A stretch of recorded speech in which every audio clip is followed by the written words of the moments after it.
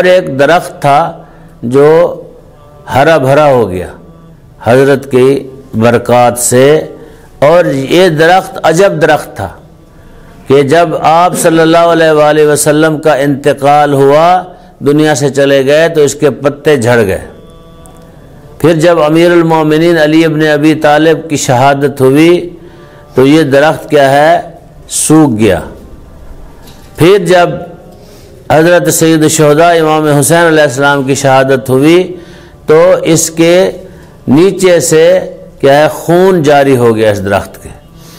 یعنی یہ ایسا درخت تھا، اس کے اندر اللہ نے برکات کو رکھا تھا آپ صلی اللہ علیہ وآلہ وسلم کے ہاتھ سے۔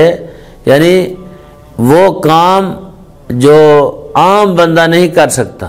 میں نے شاید آپ لوگوں کو بتایا تھا کہ حضرت کا مقام یہ تھا کہ آپ صلی اللہ علیہ وآلہ وسلم جب کسی درخت کی طرف اشارہ کرتے تو درخت بھی آپ کو جھک کے سلام کرتا، اور یہاں تک بھی موجود ہے کہ جب آپ حضرت ابو طالب کے گھر میں پرورش پا رہے تھے تو کھجور آپ استعمال کرتے تھے، کھاتے تھے۔ جناب فاطمہ بنت اسد کھجوریں آپ کے لیے کیا ہے اکٹھی کر کے رکھا کرتی تھیں تاکہ جب بھی آپ صلی اللہ علیہ وآلہ وسلم آئیں ان کو کھجوریں دی جائیں۔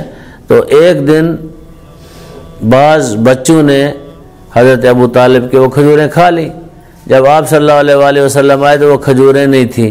بیوی پریشان ہو گئی کہ اب کھجوریں نہیں ہیں، آپ صلی اللہ علیہ وآلہ وسلم بھی تشریف لائیں تو کہاں سے دوں گی؟ جو گھر میں درخت تھا وہ درخت اتنا جھک گیا نیچے، آپ نے وہاں سے کھجوریں توڑ کے کھائیں، استعمال کی۔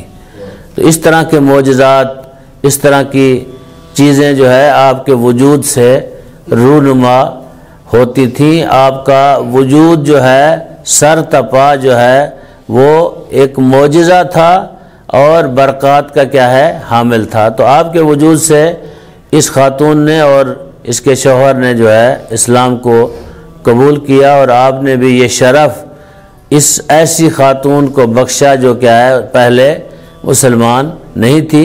تو آپ دیکھیں کہ کچھ لوگ ایسے ہیں جو خاندان سے تعلق رکھتے ہیں، وہ آپ کے قتل کے در پہ ہیں، آپ کو مارنے کے لیے تگ و دو کر رہے ہیں۔ کچھ لوگ ایسے ہیں جو خاندان سے نہیں ہیں لیکن کیا ہے وہ آپ صلی اللہ علیہ وآلہ وسلم کے ہاتھوں پہ اسلام لا رہے ہیں۔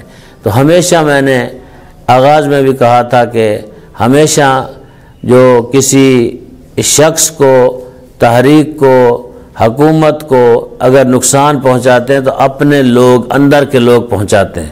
آغاز اندر کے لوگوں سے ہوتا ہے، پھر وہ آغاز جب ہو جاتا ہے یہ باتیں پھر بہت جاتی ہیں، پھر آہستہ آہستہ وہ چیزیں کیا ہیں کھوکھلی ہو جاتی ہیں۔ تو ہمیشہ جب بھی نقصان پہنچائے تو اپنے لوگوں سے کیا ہے نقصان پہنچائے۔ تو اسلام کو بھی جب نقصان پہنچائے تو ان لوگوں سے پہنچائے جو نام نہاد کیا ہیں